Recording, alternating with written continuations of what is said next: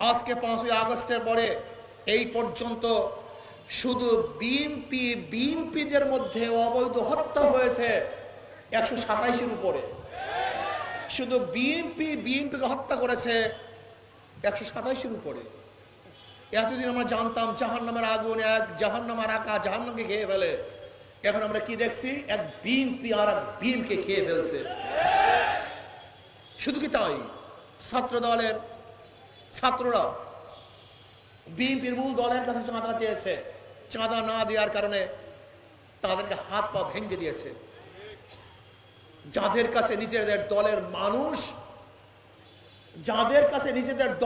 মানুষ নিরাপদ নয়, তাদের কাছে বাংলাদেশের কোন নাগরিক নিরাপদ হতে পারে না। যেই দলের এক দল আর এক দলকে, এক সংগঠন তার অঙ্গ সঙ্গে চাঁদা দিতে হয়, সেই দলের কাছে বাংলাদেশে কোনো ব্যবসায়ী নিরাপদ থাকতে পারে না।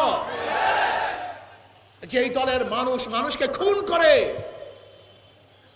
সেই দলের কাছে বাংলাদেশের কোনো মানুষের জান মালের নিরাপত্তা থাকতে পারে না। যেই দল কাউন্সিল করতে পারে না, নিজেদেরকে সংরক্ষণ করতে পারে না, নিজেদের মধ্যে শিষ্টাচার শৃঙ্খলা ঠিক রাখতে পারে না, তাদের মাধ্যমে বাংলাদেশের কোনো অবস্থাতেই শৃঙ্খলাবদ্ধ হতে পারে না।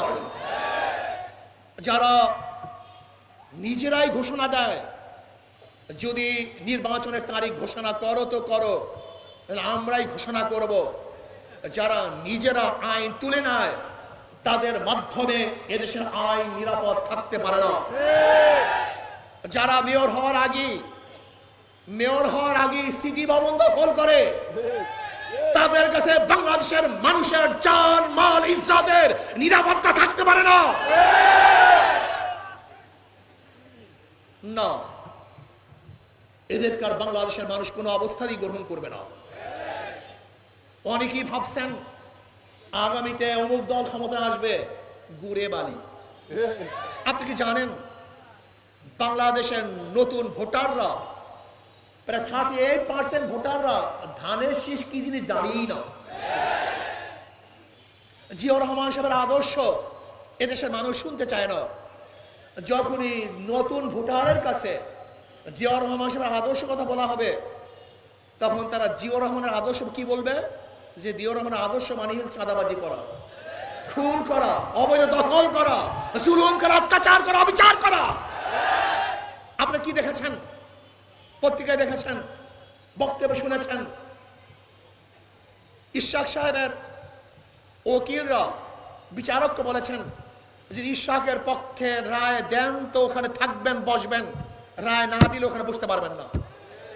যারা জোর করে নিজেদের পক্ষে রায় নিয়ে আসে, তাদের মাধ্যমে দেশের বিচারালয় কোনোদিন নিরাপদ থাকতে পারে না। ভাইরা আমার, আপনারা কি চান? কত রক্ত দিবেন? আবু সাইদ কতবার জন্ম নেবে? আমরা অবৈধ সরকারকে ক্ষমতা আনার জন্য, অবৈধ ব্যক্তিদেরকে, চাঁদাবাজদেরকে ক্ষমতা আনার জন্য আর এক ফোঁটা রক্ত ঝরাতে চাই না। আমরা দুর্নীতিবাজ চাঁদাবাজদেরকে আর ক্ষমতায় দেখতে চাই না। আমরা কি চাই? ইনসাফগার, আল্লাহ ভীরু, আদর্শবান, ন্যায় নীতিবান, যারা নিজেরও চাঁদাবাজি করে না, তাদের মাধ্যমে চাঁদাবাজি বন্ধ হওয়া সম্ভব। যারা দুর্নীতি করে না, তাদের মাধ্যমে দুর্নীতি বন্ধ হওয়া সম্ভব। যাদের হাতের মধ্যে অবৈধ খুনের রক্ত নাই, তাদের মাধ্যমে দেশের অবৈধ খুন বন্ধ হওয়া সম্ভব। যারা ধর্ষণ করে না, ইফতিজিং করে না, তাদের মাধ্যমে আমাদের মা বোনদের নিরাপত্তা সম্ভব। কিন্তু যাদের মাধ্যমে এদেশের মানুষ অবিচার অত্যাচারিত হয়, তাদের মাধ্যমে এদেশের মানুষের জুলুম অত্যাচার বন্ধ করা কোনোদিন সম্ভব না। আমি বারবার একটা কথা বলতে চাই, ওদের কথার মধ্যে এবং মার্কার মধ্যে ধোঁকাবাজি। ধানের শীষ গরিবদের মার্কা, ধান কাটে কারা? গরিবরা। কিন্তু যারা ধানের শীষ নির্বাচন করে, তারা ধান কাটতে পারে না। নৌকা চালায় কারা? গরিবরা, গরিবদের প্রতীক। কিন্তু যারা নৌকা মার্কা নির্বাচন করে, তারা নৌকা চালাতে পারে না। নাঙ্গল কাদের প্রতীক? কিন্তু যারা নির্বাচন করে, তারা নাঙ্গল বইতে পারে না। কুঠার কাদের প্রতীক? গরিবদের। কিন্তু যারা কুঠা দিয়ে নির্বাচন করে, তারা কাঠ কাটতে পারে না। গরুর গাড়ি কাদের প্রতীক? গরিবদের। কিন্তু যারা গরুর গাড়িতে নির্বাচন করে, তারা গরুর গাড়িতে চালাতে, তার মানে কি? ওদের কথার সাথে মার্কার সাথে ধোকাবাজি আছে। ওরা গরিবদেরকে ধোকা দেয়। ইসলামী আন্দোলন বাংলাদেশের মার্কা কি? হাত পা। যে নির্বাচন করে ছেড়ে চালাতে পারে, যারা করে তারাও চালাতে পারে। কারেন্ট ফেল করে কিন্তু হাত পাকা ফেল করে না। ধানের শীষ বুকি নিয়ে কেউ ঘুমায় না, নাঙ্গল বুকি নিয়ে কেউ ঘুমায় না, নৌকা বুকে নিয়ে কলিজার উপরে নিয়ে কেউ ঘুমায় না। কিন্তু হাত পা কেমন এক পুটিক ঘুমের সময় বুকের উপরে থাকে কলিজার। অর্থাৎ হাত পাকা শান্তি।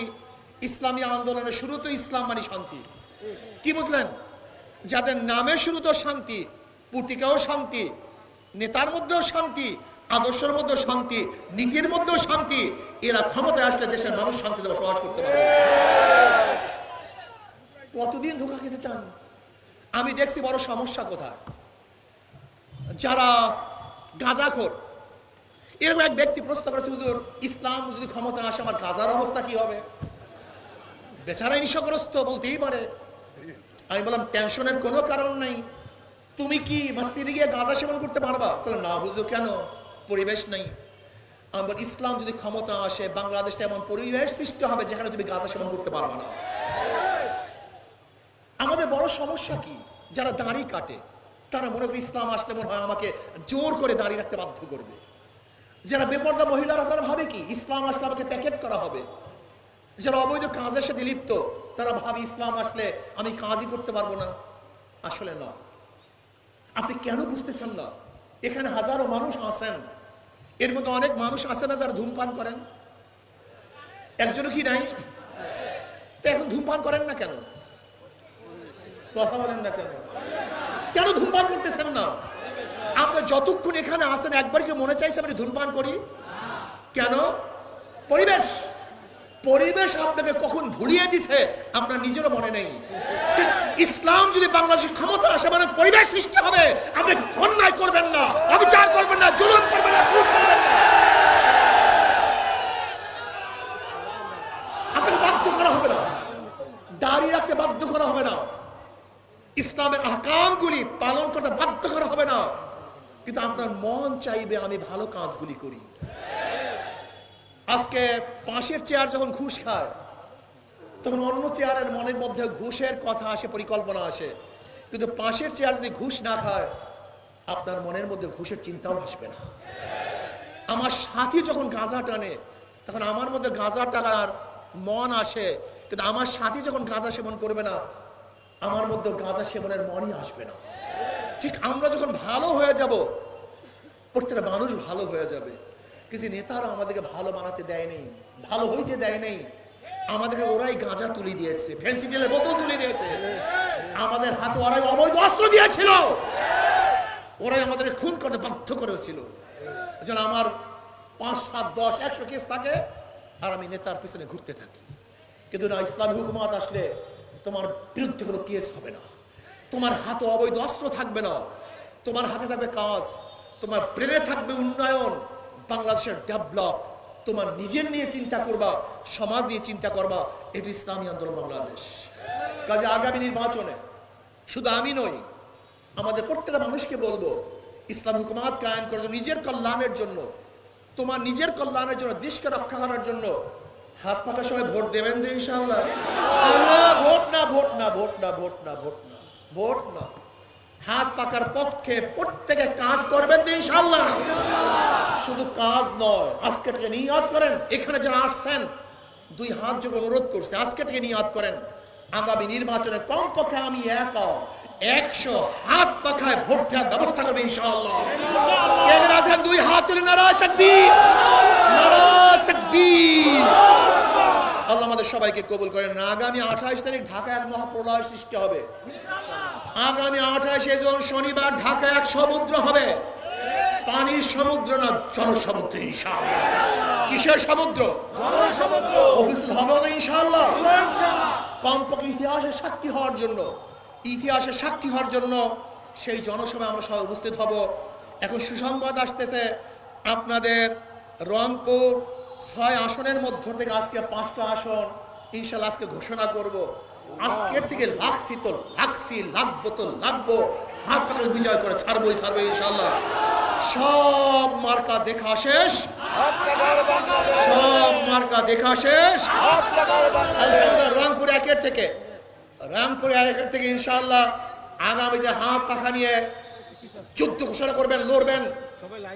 এটিএম গোলাম মুস্তফা বাবু সাহেব মানে আলহামদুলিল্লাহ রংপুর 2 আসন থেকে ইনশাআল্লাহ হাত পাখা প্রতীক নিয়ে লড়বেন। মাওলানা মোহাম্মদ আশরাফ আলী সাহেব উনি হজে আছেন, ইনশাআল্লাহ দোয়া করতেছেন কাবা শরীফ ধরে, ইনশাআল্লাহ চলে আসবেন। রংপুর 3 থেকে মোহাম্মদ আমিরুজ্জামান পিয়াল ভাই, ইনশাআল্লাহ আপনাদের পরিচিত, ইনশাআল্লাহ কি খাটবেন তো ইনশাআল্লাহ। রংপুর 4 থেকে মোহাম্মদ জাহিদ হোসেন, আমাদের জাহিদ হোসেন সাহেব অনার্স মাস্টার, আলহামদুলিল্লাহ আল্লাহ কবুল করে নেন। রংপুর 5 থেকে মোহাম্মদ গোলজার হোসেন সাহেব, অধ্যক্ষ, ডিগ্রি কলেজের অধ্যক্ষ, বুঝলেন তো মুনহাজনে বিরাট বিরাট মাওলানা। অথচ দেখা যায় আলহামদুলিল্লাহ এদের মতো লোক যখন সংসদে যাবে তখন ওই সংসদটা ফুলের পবিত্রতা হয়ে যাবে ইনশাআল্লাহ। এদের মতো লোক যখন সংসদে যাবে তখন বাংলাদেশটা ফুলের মতো পবিত্র হয়ে যাবে। আল্লাহ আমাদের সবাইকে কবুল করে নেন। আজকে মাহফিল কোথায়? কালেক্টর ঈদগাহ মাঠে, ইনশাআল্লাহ এখান থেকে সোজাসুজি সেখানে চলে যাবে। আল্লাহুম্মা আমিন। রব্বানা যালামনা